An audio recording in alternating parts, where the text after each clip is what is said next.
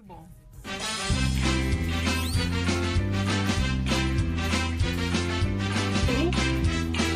Bom Dia é Hoje, com Cláudia Fleury. Terapeuta consteladora, minha xará, Cláudia Fortuna. Seja muito bem-vinda aqui ao programa. Que nome, hein? Cláudia já é bonito. Com Fortuna no meio, então, uma beleza. Mas enfim, brincadeiras à parte, é um prazer te receber aqui no programa. E a nossa primeira pauta dessa segunda-feira é a constelação familiar. Bom, a constelação, quando ela fala sobre repetições, isso pode se encaixar na música, pode se encaixar na lei, pode se encaixar na mídia. Quando ela fala sobre as repetições, ela tem algo muito interessante, que quando foi feito um estudo com 2 poesias, se pegou uma original e se deu para alguns alunos decorarem. E se trocou algumas palavras e se deu para outro grupo de alunos decorarem. O que era a cópia não conseguiu ser decorado. Existe algo de único no que é original. Então, quando a gente repete, seja copiando frases de outros músicos, não tem o efeito de quem cria. Quem cria tem algo seu, tem algo além. E a constelação, ela faz isso muito bem. Ela olha além. O que é a constelação familiar? Eu tô super curiosa para saber. Ok. Constelação familiar, ela é uma forma de tratar coisas ocultas e reorganizar essas coisas nos sistemas. E quando as coisas ficam organizadas, todo o resto flui. Por que constelação familiar, né? Nós estávamos conversando que a constelação poderia ser de estrelas, mas no caso a constelação familiar é da enormidade de pessoas que nós temos. Tu é uma pessoa, é isso? Tu é uma pessoa, tem um pai e mãe. Teu pai e mãe tem pai e mãe, que teve pai e mãe, que tiveram pai e mãe, que tiveram pai e mãe. 8 gerações hoje, sabidamente, atuam em cada decisão que as pessoas estão tomando. São 256 pessoas atuando numa decisão quando a gente toma. Se está tudo pacificado, ótimo. E se tem problemas? Se tiveram assassinatos? Será que tem como estar tudo pacificado também? Não, é complicado, né? Mas senão a vida seria se foi visto, se foi olhado, se foi dado um espaço no coração, essas coisas ficam pacificadas. Quando a gente deixa o direito de tudo existir, entra a questão do direito, né? Por que as leis ainda precisam existir? Porque os costumes não bastam. E os costumes não asseguram, e os costumes evoluem, as leis evoluem. E da mesma forma que nós evoluímos. Só que às vezes as pessoas estão presas em repetições de família e não sabem por quê.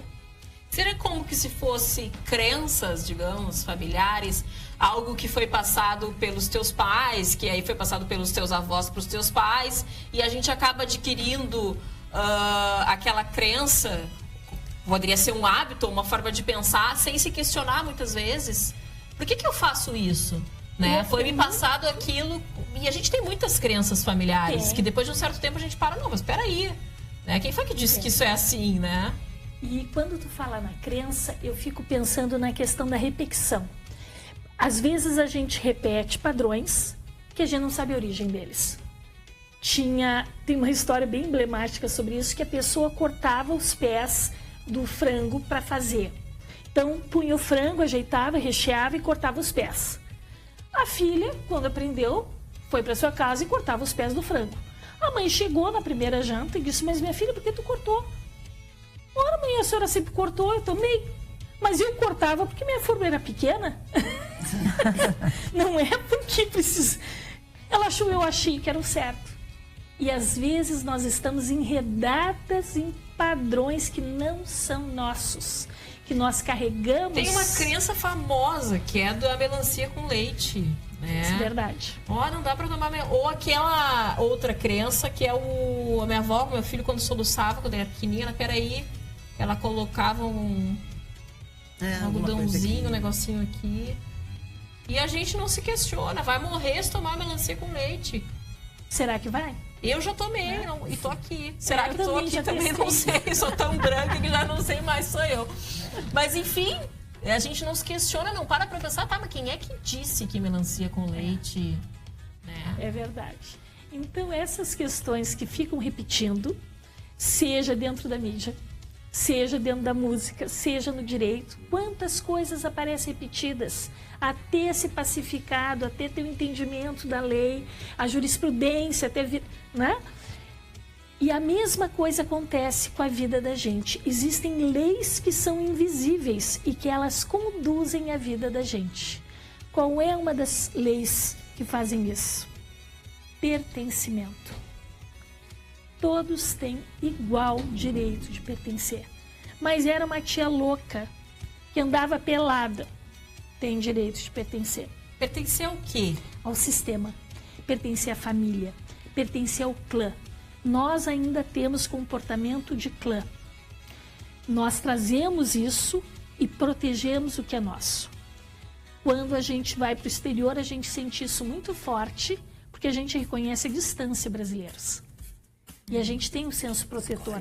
Às vezes até vergonha, né? Eventualmente, mas de modo geral a gente tem um senso protetor. Esse é meu clã. Se der problema, eu corro para os brasileiros. E essa saída de emergência mostra que nós funcionamos como organismos mais complexos. Que não é só a Cláudia. A Cláudia representa o clã da Cláudia. E como é que funciona, digamos assim, esse tratamento, não sei se eu posso chamar assim de tratamento, dentro da constelação familiar, por exemplo? Eu te procuro e quero que isso seja aplicado na minha vida. Como funciona? Bom, a gente vai marcar um horário. Nós temos duas modalidades, a individual e a em grupo. A individual a gente utiliza bonequinhos. É muito interessante, muito bonito. Quando a gente vê que esses bonequinhos quase que falam e caminham. Eles ganham vida.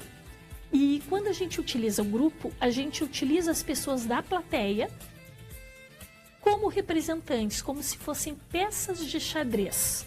E a gente vai montando as situações que estão ocultas naquele sistema. Então, para exemplificar... Esse sistema seria a mente ou não? Não. Tu vem com uma queixa, a pessoa vem com uma questão. Olha, eu estou com a seguinte situação, não consigo arrumar namorado, que é uma queixa muito constante hoje em dia. E a gente vai colocar para ver o que acontece. Ah, tu tá apaixonado por alguém, então a gente vai colocar alguém para representar essa pessoa e alguém para representar a menina que quer... namorado. Exatamente. O que vai acontecer? Não sei. Depende do campo dela. Depende do que está oculto. E as outras peças que nós vamos ter que colocar dependem do que está oculto.